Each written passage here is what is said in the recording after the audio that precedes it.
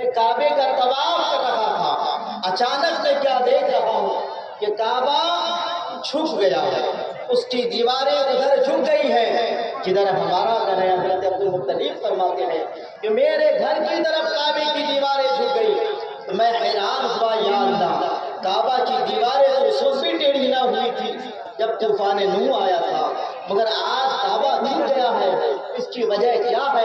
وہی حضرت عبدالمطلب فرماتے ہیں جب میں نے غور کیا تو کعبے کی دیواروں سے صدا آ رہی تھی، قد ولد المصطفى المختار يطهرني من الاصنام ويعمر الحدود بعبادة الله الملك العلام۔ کعبے کی دیوار سے آواز آ رہی ہے، قد ولد المصطفى المختار، اے عبدالمطلب سنو، وہ مصطفیٰ پیدا ہو چکے ہیں جو مختار ہے، جن کو دونوں عالم کا مختار اپنا کے رب نے بھیجا ہے، وہ مجھے بتوں سے پاک کر دے گا اور ایک اللہ کی عبادت کا وہ حکم دے گا۔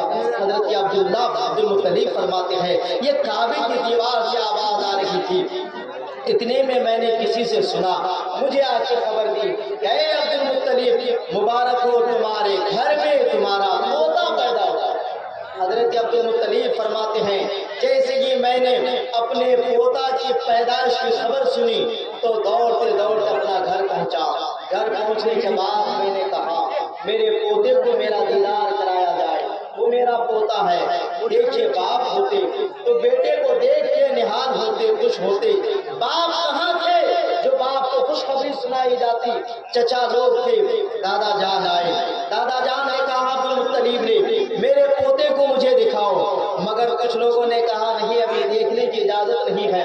حضرت عبدالمطلب ناراض ہو گئے، پوتا میرا ہے، مجھے دیکھنے کی اجازت نہیں ہے، نہیں میں اسے دیکھوں گا ورنہ مجھے تسلی نہیں آئے گی، مجھے قرار نہیں ملے گا، مجھے چین نہیں ملے گا۔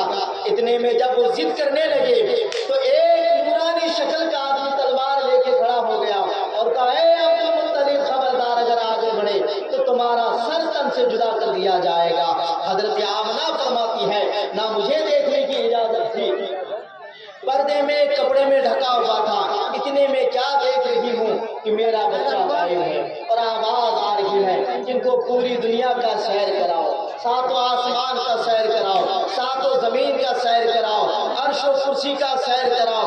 پوری دنیا کا سیر کرانے کے بعد میرے بچے کو دوبارہ وہیں رکھ دیا گیا۔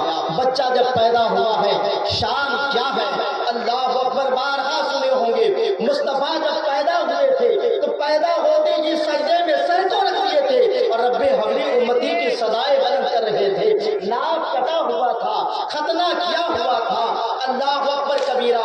حضرت عبدالمطلب کے گھر وہ بچہ پیدا ہو رہا ہے۔ اسی دنوں میں مکے کی سرزمین میں ملک شام سے ایک یہودی تجارت کرنے کے لیے آیا ہوا ہے اور رات کے حالات کو دیکھ کر، رات کی رونقوں کو دیکھ کر اس نے پتہ لگایا کہ آج ایک بچہ پیدا ہوا ہے جو نبی آخری زمان ہوگا، جو خاتم پیغمبرہ ہوگا۔ وہ مکے کی گلیوں میں گھومتا ہے اور لوگوں سے پتہ لگاتا ہے، لوگوں ذرا یہ تو بتاؤ کیا آج کی رات قریش کے گھرانے میں کوئی بچہ پیدا ہوا ہے؟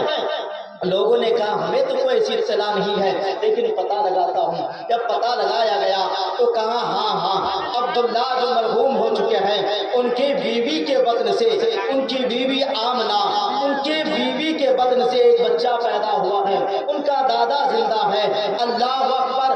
تاریخ بتاتی ہے جیسے ہی اس یہودی کو یہ خبر دی گئی بے ہوش ہو کے گر پڑا۔ جب ہوش آیا تو لوگوں نے پوچھا او تاجر، تم یہ خبر سن کے بے ہوش کیوں ہو گئے تھے، تمہیں خوشی نہیں ہوئی تھی؟ تو وہ یہودی کہنے لگا اللہ اکبر کبیرہ، ہمیں امید تھی، بنو اسرائیل کو یہ تمنا تھی کہ وہ نبی آخر الزمان بنو اسرائیل میں پیدا ہوں گے، یہودیوں میں پیدا ہوں گے، لیکن نہیں، یہودیوں میں پیدا نہیں ہوا، مکے عربیوں میں پیدا ہو گیا۔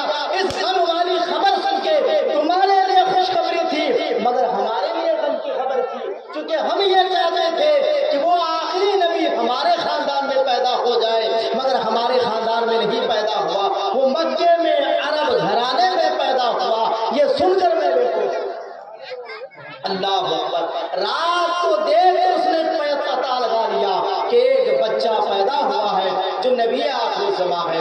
سب سے پہلے رسول پاک صلی اللہ کس نے پلایا؟ اس سلسلے میں مختلف روایتیں آتی ہیں۔